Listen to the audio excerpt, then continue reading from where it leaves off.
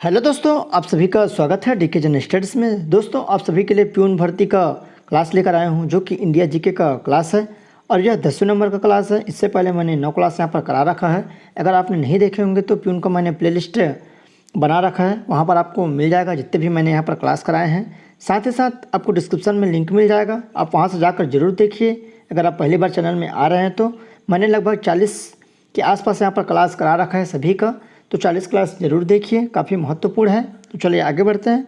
दोस्तों, अगर आप प्यून की तैयारी कर रहे हैं या व्यापम के कोई भी एग्ज़ाम की तैयारी कर रहे हैं तो आप चैनल को बिंदास सब्सक्राइब कर लें, क्योंकि इस चैनल में आपको यहाँ पर निःशुल्क क्लास करवाई जाती है। एमसीक्यू के माध्यम से आपको यहाँ पर तैयारी करवाई जाती है, चाहे व्यापम को हो या अन्य एग्ज़ामों की। तो चैनल को सब्सक्राइब कर ले। साथ ही साथ बेल घंटी का जो ऑल बटन होता है उसको ऑल पर प्रेस कर रखे रहिए, तभी आप तक नोटिफिकेशन पहुँच पाएगा, अन्यथा नहीं पहुँचेगा।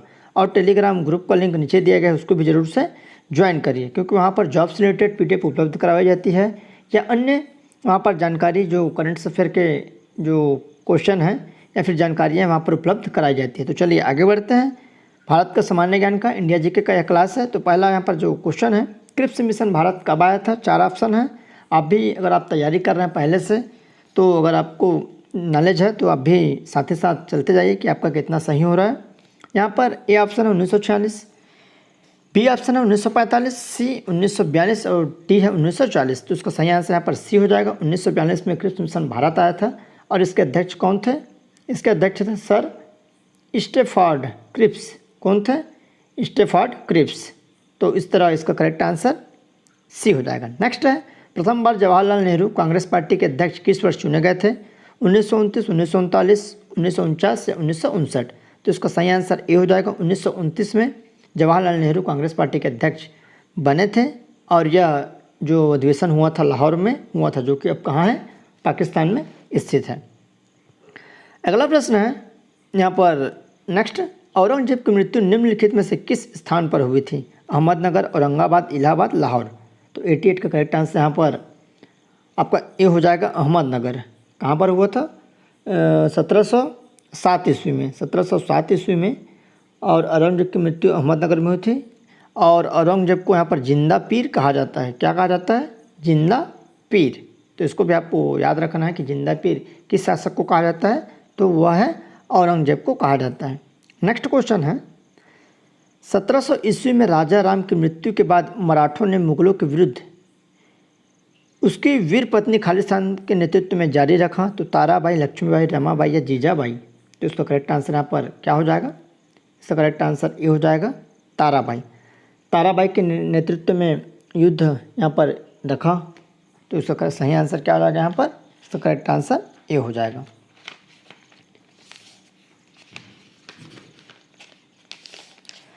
अगला प्रश्न है यहाँ पर 90 नंबर का क्वेश्चन है, निम्नलिखित में कौन सी जो जोड़ी है सुमेलित नहीं है? तो यहाँ पर 4 ऑप्शन है। पावना का विद्रोह है, दक्कन किसान विद्रोह, सन्यासी विद्रोह, कोल विद्रोह। तो 90 का यहाँ पर करेक्ट आंसर सी हो जाएगा, जो कि इसका सही आंसर क्या हो जाएगा? सन्यासी विद्रोह, जो कि सुमेलित नहीं है। बाकी पावना का विद्रोह 1873, दक्कन किसान विद्रोह 1875, कोल विद्रोह 1870। अगला, पृथ्वी खालिस्तान पथ पर सूर्य की परिक्रमा करती है। तो क्षितिज, लंबरूप, ऊर्ध्वाधर, गोलाकार या अंडाकार। 91 का यहाँ पर करेक्ट आंसर डी हो जाएगा, अंडाकार। तो पृथ्वी सौरमंडल का एक क्या है? ग्रह है। आप सभी को मालूम होगा, पृथ्वी अपने अक्ष पर पश्चिम से, कहाँ से? पश्चिम से पूर्व की ओर क्या करती है? घूमती है। और पृथ्वी अंडाकार पथ पर ही सूर्य की परिक्रमा लगाती है। अंडाकार स्थिति में किसकी? सूर्य की परिक्रमा लगाती है, आप सभी को मालूम भी होगा। और इसको पूरा करने में लगभग एक चक्कर लगाने में 23 घंटे और लगभग 56 मिनट और कुछ सेकंड का यहाँ पर समय लगाती है। तो इसलिए इसका करेक्ट आंसर यहाँ पर डी हो जाएगा। अगला क्वेश्चन है, निम्नलिखित में कौन सा विशालतम हिमनद है?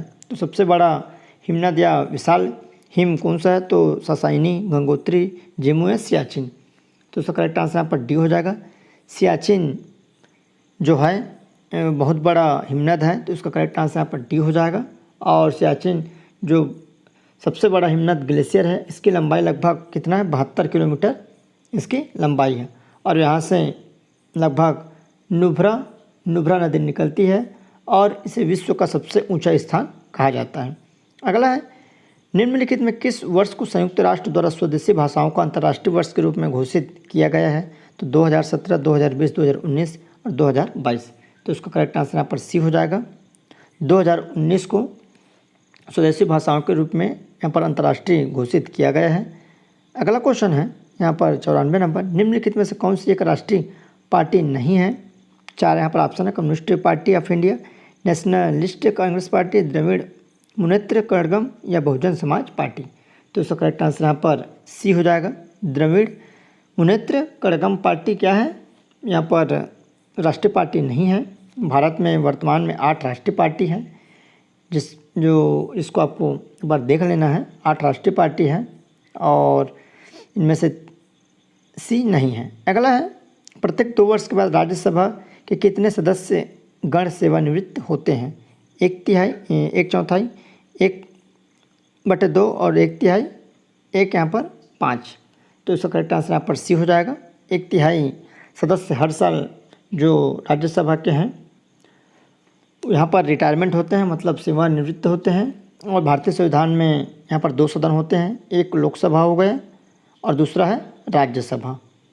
तो यहाँ पर लोकसभा क्या है? अस्थायी होता है और राज्यसभा क्या होता है?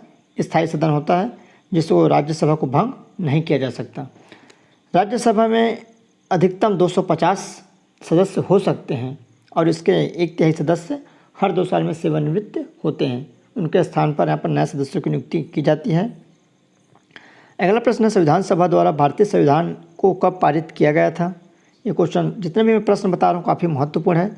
26 जनवरी 1950, 26 नवंबर 1950, 14 अगस्त 1947, 26 नवंबर 1949। तो उसका करेक्ट आंसर यहाँ पर डी हो जाएगा। 26 नवंबर 1949 को यहाँ पर संविधान सभा को पारित किया गया था। और तो आइए इसके थोड़ा सा डिटेल देख लेते हैं। भारतीय संविधान का निर्माण 6 दिसंबर 1946 को किया गया था और भारत के जो संविधान है उसको पूरा होने में लगभग 2 वर्ष और 11 माह एवं 18 दिन का समय लगा था। और संविधान को यहाँ पर जो पारित किया गया था, जो बनकर तैयार हुआ 26 नवंबर 1949 को बनकर तैयार हुआ और उसी दिन पारित हुआ। उसके बाद 26 जनवरी 1950 को संविधान क्या हुआ? यहाँ पर लागू हुआ। तो दोनों चीज़ आपको याद रखना, जितना भी मैं यहाँ पर बताया हूँ। अगला क्वेश्चन है,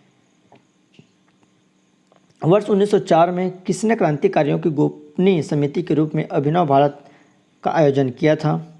तो वी.डी. सावरकर, प्रफुल्ल चाकी, सचिन सन्याल या राज बिहारी बोस। तो उसका सही आंसर यहाँ पर ए हो जाएगा। वी.डी. सावरकर, जिसको विनायक सावरकर और गणेश सावरकर 2 लोगों ने मिलकर 1899 में यहाँ पर गुप्त क्रांतिकारी संगठन मित्र मेला शुरू किया। उसके बाद धीरे धीरे 1904 में ये आपका अभिनव भारत का आयोजन किया गया था। अगला प्रश्न है यहाँ पर 98 नंबर, ध्वनि तरंगों की गूंज के लिए कौन जिम्मेदार होता है? तो परावर्तन, अपवर्तन, व्यतिकरण या ध्रुवीकरण। तो 98 का यहाँ पर करेक्ट आंसर ए हो जाएगा। परावर्तन, ध्वनि तरंगों की गूंज के लिए परावर्तन जिम्मेदार होता है। ये तरंगे क्या होती है? यांत्रिक तरंगे होती है। क्या तरंगे होती है? यांत्रिक तरंगे। अगला प्रश्न है, बिजली के हीटर में कौन सी सामग्री प्रयुक्त होती है? टंगस्टन, नाइक्रोम, पीतल या इस्पात। तो 99 का करेक्ट आंसर यहाँ पर बी हो जाएगा। बिजली के जो हीटर के तार है उसमें नाइक्रोम लगा होता है और जिसमें नाइक्रोम निकिल, क्रीमियम तथा लोहे का मिश्र धातु होता है। इसमें लगभग 3 तरह के होते हैं, जिसमें निकिल होता है और क्रोमियम होता है और साथ ही साथ लोहे का यहाँ पर मिश्र धातु बनती है। अगला है, भारत में आयोजित फीफा अंडर 17 मतलब 17वें जो विजेता हैं उप विजेता क्रमशः कौन से देश बने हैं? तो इंग्लैंड व जर्मनी, स्पेन व जर्मनी, इंग्लैंड व स्पेन या अर्जेंटीना, फ्रांस। तो 100 का करेक्ट आंसर यहाँ पर सी हो जाएगा। इंग्लैंड और स्पेन यहाँ पर जो आयोजित हुआ था, भारत में आयोजित हुआ था, आयोजित फीफा जो अंडर 17 वर्ल्ड कप है उसके विजेता इंग्लैंड व स्पेन बने थे। इनमें से कौन सा एल्युमिनियम का एक अयस्क है? सुहागा, डोलोमाइट, कार्नेलाइट या बॉक्साइट। तो इजी है, आप सभी को मालूम हो, आज ही मैं कराया हूँ। तो इसका करेक्ट आंसर यहाँ पर बॉक्साइट हो जाएगा। अगला क्वेश्चन है 102 नंबर, निम्नलिखित में कौन सा मानव शरीर का सबसे बड़ा बाहरी अंग है? सिर है, त्वचा है, जीभ है, अग्नाशय है। तो इसका सही आंसर यहाँ पर त्वचा हो जाएगा। जो मानव शरीर का सबसे बड़ा अंग होता है वह त्वचा होता है। अगला क्वेश्चन 1881 में केसरी अखबार की स्थापना किसने की थी? लाला मोहन घोष, मदन मोहन मालवीय, आनंद चरलू या बाल गंगाधर तिलक? तो उसका सही आंसर यहाँ पर डी हो जाएगा। बाल गंगाधर तिलक ने 1881 में मराठी भाषा में, कौन सी भाषा में? मराठी भाषा में केसरी समाचार पत्र का संपादन किया था। और जो वैलेंटाइन चिरोल हैं, जिसको अशांति का जनक कहा जाता था, इन्हीं का प्रसिद्ध नारा था, स्वराज हमारा जन्मसिद्ध अधिकार है जिसे मैं लेकर रहूँगा।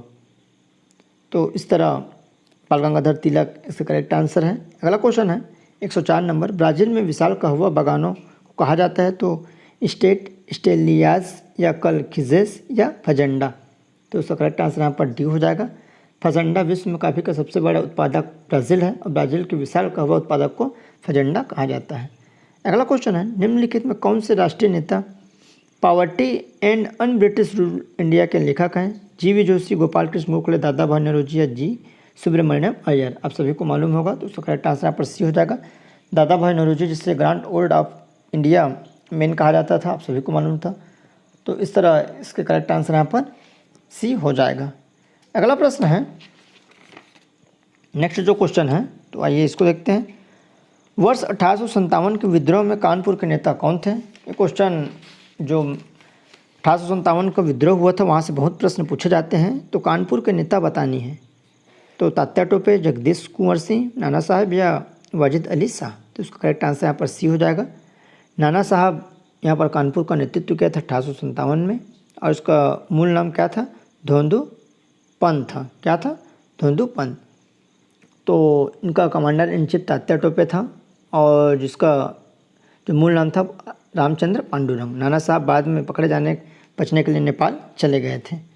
अगला है, जौनपुर राज्य का अंतिम शासक कौन था? क्वेश्चन काफ़ी महत्वपूर्ण है। जौनपुर जो राज्य था उसका अंतिम शासक मोहम्मद शाह, हुसैन शाह, मुबारक शाह, इब्राहिम शाह? तो 107 का करेक्ट आंसर यहाँ पर बी हो जाएगा, हुसैन शाह, जो जौनपुर राज्य का अंतिम शासक था। और जो जौनपुर का सरकी वंश था, कौन सा वंश था? सरकी वंश। इसकी जो स्थापना किसने की थी? मलिक सरवर ने। किसने की थी? मलिक सरवर ने। उसका अंतिम शासक हुसैन शाह था। अगला है, एक व्यक्ति ग्राम पंचायत की सदस्यता के लिए चुनाव लड़ता है, उसकी उम्र कितनी होनी चाहिए? 18 वर्ष से उससे ऊपर, 19 वर्ष से उससे ऊपर, 21 वर्ष से उससे ऊपर, कम से कम 25 वर्ष? 108 का करेक्ट आंसर पर सी हो जाएगा। कम से कम 21 वर्ष होना चाहिए या 21 वर्ष से ऊपर। अगला क्वेश्चन है, निम्नलिखित संघीय क्षेत्रों का प्रशासनिक ढांचा संविधान द्वारा निर्धारित किया जाता है? संघीय गृह मंत्री द्वारा निर्धारित किया जाता है, संसद द्वारा निर्धारित किया जाता है, राष्ट्रपति द्वारा निर्धारित किया जाता है? तो इसका सही आंसर सी हो जाएगा, संसद द्वारा निर्धारित किया जाता है। कोई भी संघीय जो क्षेत्र का ढांचा होता है, और यह किसके द्वारा निर्धारित किया जाता है? संसद के द्वारा। भारतीय संविधान का भाग में यहाँ पर 12 में इसका उल्लेख है, 8 में इसका उल्लेख है, और साथ ही साथ यहाँ पर अनुच्छेद 239 से लेकर 242 तक इसका संघीय क्षेत्र में संबंध दर्शाता है। अगला है 110 नंबर, निम्नलिखित में भारत में मौलिक कर्तव्य कौन सा है? 4 यहाँ पर मौलिक कर्तव्य दिया है। 110 का करेक्ट आंसर यहाँ पर बी हो जाएगा। हमारी मिलीजुली संस्कृति की समृद्ध विरासत को संरक्षित करने में महत्व प्रदान करना भारत में मौलिक कर्तव्य है, और अनुच्छेद 51A के तहत यह हमको अधिकार प्राप्त होता है। अगला 111 नंबर, स्वतंत्र भारत के प्रथम राष्ट्रपति कौन थे? सरदार वल्लभ भाई Patel, doctor Rajendra Prasad, doctor S Radhakrishnan या पंडित जवाहरलाल नेहरू? तो इसका सही आंसर बी हो जाएगा। डॉक्टर राजेंद्र प्रसाद स्वतंत्र भारत के प्रथम राष्ट्रपति थे, तो इसका करेक्ट आंसर यहाँ पर बी हो जाएगा। 112 नंबर, लोकतंत्र ऐसी सरकार है जिसमें प्रत्येक की हिस्सेदारी होती है, यह किसका मत था? तो जियो वांस, सीले, प्लेटो या अब्राहम लिंकन? तो इसका करेक्ट आंसर यहाँ पर डी हो जाएगा। अमेरिका के राष्ट्रपति अब्राहम लिंकन ने यह परिभाषा दी थी, तो इसका करेक्ट आंसर यहाँ पर डी हो जाएगा। अगला प्रश्न है, शेरशाह की महानता किसमें निहित है? तो धर्म निरपेक्ष अभिवृत्ति, हुमायूं पर जीत, श्रेष्ठ जनरल होना है, प्रशासनिक सुधार? तो 113 का करेक्ट आंसर यहाँ पर डी हो जाएगा। शेरशाह ने प्रशासनिक सुधार के लिए कई महत्वपूर्ण कार्य किए। शेरशाह को उसके प्रशासनिक सुधार के लिए जाना जाता है, तो इस तरह से करेक्ट आंसर यहाँ पर क्या हो जाएगा? डी हो जाएगा। अगला प्रश्न है यहाँ पर, नकदी रिजर्व अनुपात किसका उपकरण है? तो कर नीति का, मौद्रिक नीति का, राजकोषीय नीति का, कृषि नीति का? तो इसका सही आंसर यहाँ पर बी हो जाएगा। मौद्रिक नीति का यह क्या है? नकदी रिजर्व अनुपात उपकरण है। अगला है अर्थशास्त्र मानव निर्मित उत्पादन उपकरण को किस रूप में वर्गीकृत करता है, तो संगठन है, श्रम है, उप संस्करण है, पूंजी है। तो इसका सही आंसर यहाँ पर डी हो जाएगा, पूंजी। अर्थशास्त्री जो एडम स्मिथ था पूंजी को अनिवार्य माना है, तो इस तरह इसका करेक्ट आंसर डी हो जाएगा। अगला है जिला कलेक्टर का पद कब बनाया गया, काफ़ी महत्वपूर्ण प्रश्न है, अति आईएमपी प्रश्न है। जिला कलेक्टर का पद कब बनाया, तो 1786, 1773, 1771, 1772। तो इसका सही आंसर यहाँ पर डी हो जाएगा, 1772। कलेक्टर का सबसे पहले यहाँ पर निर्वाचन हुआ था, उस समय जो ब्रिटिश गवर्नर वारेन हेस्टिंग के समय हुआ था। जिला कलेक्टर जिले का क्या होता है, प्रशासनिक प्रमुख होता है, आप सभी को मालूम होना चाहिए। जो जिले का कलेक्टर होता है वह जिले का सबसे बड़ा प्रशासनिक अधिकारी होता है, मुखिया होता है, सभी विभाग उसके अंडर में आता है। अगला क्वेश्चन है 117 नंबर, कृषि से भारतीय औद्योगिक विकास को बढ़ावा किस प्रकार मिलता है, तो श्रमिकों को रोटी कपड़ा मुहैया करा के, औद्योगिक उत्पादों के लिए बाजार खोल के, कच्चे माल की आपूर्ति करने के लिए, या उपयुक्त में से सभी। तो इसका करेक्ट आंसर यहाँ पर सी हो जाएगा, कच्चे माल की आपूर्ति करके यहाँ पर जो बढ़ावा है औद्योगिक को मिलता है। अगला क्वेश्चन है बीसीजी के टीके में सी अक्षर क्या अभिप्राय है। बीसीजी का टीका आप सभी सुने होंगे, कफ है, कैलमेट है, क्लोरीन है, कैडियम। तो 118 का करेक्ट आंसर यहाँ पर बी हो जाएगा, कैलमेट।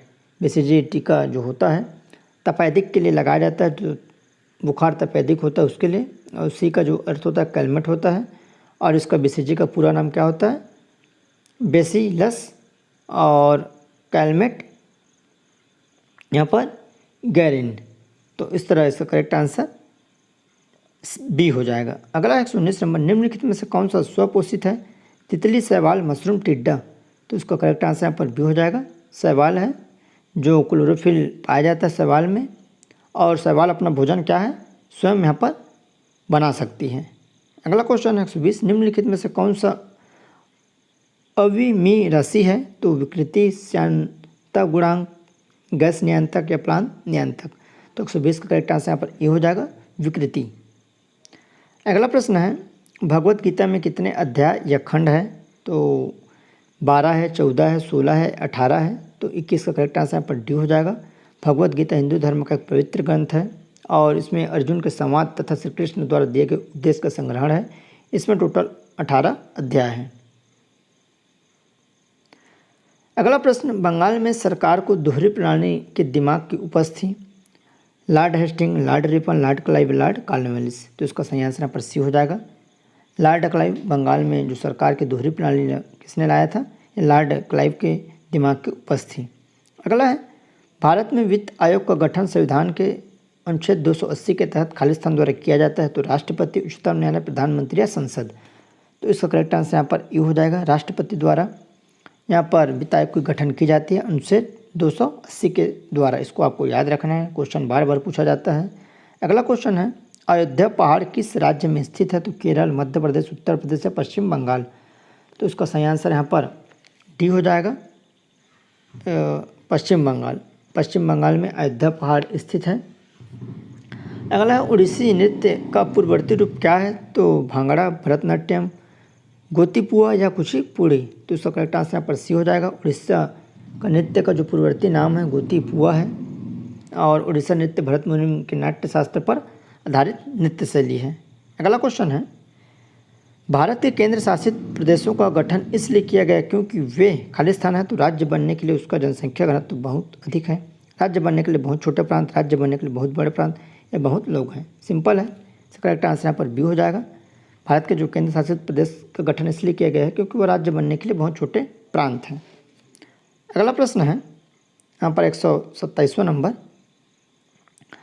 कार्टेशन का गुण किसमें सबसे अधिक आसानी से प्रबल होता है, तो सिलिकॉन, गंधक, कार्बन या नाइट्रोजन। तो इसका करेक्ट आंसर यहाँ पर सी हो जाएगा, कार्बन में सबसे अधिक इसका गुण होता है जो आसानी से प्रबल हो जाती है। अगला क्वेश्चन है स्वाद में खट्टे खाद्य पदार्थ की खालिस्तान होती है, तो छारकी, छारी, उदासीन या अम्ली। तो इसका करेक्ट आंसर यहाँ पर डी होता है। स्वाद में खट्टे जो पदार्थ होते हैं उसकी प्रकृति जो प्रवृत्ति होती है अम्ली होती है। वह पदार्थ जो स्वाद में खट्टा होता है तथा नीले लिटमस पत्र को लाल कर देता है, जिसके अम्ल कहा जाता है। जो अम्ली होता है नीले लिटमस पेपर को क्या कर देता है, लाल कर देता है। अगला प्रश्न है बहिर्वेधी चट्टान एक प्रकार की खालिस्तान होती है। तो जीवाश्म चट्टानें, अग्निमय चट्टानें, अवसादी चट्टानें या कांतरित चट्टानें। तो 29 का करेक्ट आंसर यहाँ भी हो जाएगा। अग्निमय चट्टानें, जिसे बहिर्वेधी चट्टान का एक प्रकार है, अग्निमय चट्टानें। और चट्टानों का अध्ययन जो होता है उसको क्या कहते हैं? उसको पेट्रोलॉजी कहा जाता है, जो चट्टानों का अध्ययन होता है। चट्टान 3 प्रकार के होते हैं वैसे, आप सभी को बता दूं, और जिसमें पहला है आग्नेय चट्टान, दूसरा है अवसादी चट्टान, और तीसरा है यहाँ पर जो रूपांतरित या कायांतरित चट्टान। तो इस तरह 3 प्रकार के यहाँ पर चट्टान पाए जाते हैं। अगला प्रश्न है, भारतीय संविधान की 8वीं अनुसूची में खालिस्तान भाषाएं सम्मिलित हैं। तो 2 है, 22 है, 25 है या यहाँ पर 100। तो इसका करेक्ट आंसर यहाँ पर 22 हो जाएगा। 22 भाषाएं संविधान की 8वीं अनुसूची में सम्मिलित हैं। और मूल संविधान में जो 8वीं अनुसूची में कुल 14 भाषाएं सम्मिलित थीं। तो इस तरह इसका करेक्ट आंसर बी हो जाएगा। अगला प्रश्न है, एक यंत्र जिसका उपयोग परिपथ में विद्युत धारा को मापने के लिए किया जाता है कहलाता है। तो जायरोस्कोप, ओममीटर, थर्मामीटर या अमीटर। तो इसका सही आंसर यहाँ पर डी हो जाएगा, अमीटर। अगला प्रश्न है, किसी क्षेत्र की जैव विविधता के बेहतर मापक हैं। तो वहाँ पाए जाने वाले जानवरों की संख्या, वहाँ पाई जाने वाली प्रजातियों की संख्या, वहाँ पाए जाने वाले पेड़ों की संख्या या वहाँ रहने वाले लोगों की संख्या। तो इसका करेक्ट आंसर यहाँ पर बी हो जाएगा। वहाँ पाए जाने वाले जो प्रजातियों की संख्या का बेहतर यहाँ पर मापक होता है। अगला प्रश्न है, किस भारतीय प्रधानमंत्री की मृत्यु भारत से बाहर हुई थी? Important question. जवाहरलाल नेहरू, लाल बहादुर शास्त्री, मोरारजी देसाई या इंदिरा गांधी। तो इसका करेक्ट आंसर यहाँ पर बी हो जाएगा। लाल बहादुर शास्त्री जो भारतीय प्रधानमंत्री थे जिसकी मृत्यु भारत के बाहर हुई। और यहाँ पर लाल बहादुर शास्त्री की मृत्यु जो उज्बेकिस्तान की राजधानी ताशकंद में हुई थी। कहाँ हुई थी? ताशकंद में। तो इसको आपको याद रखना है। अगला क्वेश्चन है 134 नंबर, भारत में सभी औद्योगिक उत्पादों के लिए खालिस्तान गुणवत्ता का प्रतीक है। तो पीओ, एक मार्क, इको मार्क या ISI आई। तो इसका सही आंसर यहाँ पर डी हो जाएगा, ISI, जो भारत में सभी औद्योगिक उत्पादों के लिए जो गुणवत्ता का प्रतीक है। तो इसका करेक्ट आंसर यहाँ पर डी हो जाएगा। अगला प्रश्न है जो बहुत इंपॉर्टेंट प्रश्न है, चौरा चौरी कांड किस आधुनिक राज्य क्षेत्र में हुआ था? दिल्ली, उत्तर प्रदेश, मध्य प्रदेश या केरल। तो इसका सही आंसर यहाँ पर उत्तर प्रदेश हो जाएगा। चौरा चौरी कांड उत्तर प्रदेश में हुआ था। और यह कब हुआ था? असहयोग आंदोलन के दौरान 5 फरवरी। कब? 5 फरवरी 1922 को उत्तर प्रदेश के गोरखपुर जिले में। कहाँ हुआ था? गोरखपुर जिले में। उत्तेजित भीड़ ने यहाँ पर पुलिस के 22 जवानों को जिंदा जला दिया था। जो भीड़ था 22 जवानों को जिंदा जला दिया था। यह घटना इतिहास में चौरा चौरी के कांड से जानी जाती है। इसी कांड के बाद, चौरा चौरी कांड के बाद, महात्मा गांधी ने असहयोग आंदोलन, पूछा जाता है, यहाँ पर त्याग दिया था या वापस ले लिया था। तो इस तरह लगभग आपके 50 प्रश्न जो कि काफ़ी महत्वपूर्ण है, अति इम्पोर्टेंट टॉप 50 प्रश्न, जो कि इसमें से आपके एग्ज़ाम में 2 से 3 प्रश्न 100% आएंगे। तो आप ऐसे तैयारी करिए। निःशुल्क यहाँ पर तैयारी करवाई जा रही है। और चैनल में बने रहिए, चैनल को सब्सक्राइब कर रखे रहिए। वीडियो अच्छा लगे तो लाइक करें, साथ ही साथ जो भी पिन को तैयारी करें उसके साथ शेयर जरूर करें। तो चलिए दोस्तों, धन्यवाद।